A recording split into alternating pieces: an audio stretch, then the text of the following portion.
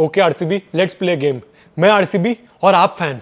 आपको याद है जब मैं 5th स्टैंडर्ड में था और आप फाइनल्स में आए थे पहली बार? You know what a big fan I am. उस दिन मेरे सारे दोस्त स्कूल पिकनिक में जा रहे थे लेकिन मैं नहीं गया क्योंकि आप आए थे फाइनल में। फिर 2011 और 2016 उन्हीं दिनों को रिप्ले करते हैं। आपको कुछ नहीं करना है, आपको बस ई साला कप नाम दे, ई साला कप नाम दे बोलना और मैं आपकी एक्टिंग करूंगा। शिद्दत से करना आरसीबी, मेरे पास एक ही मौका है। Action RCB.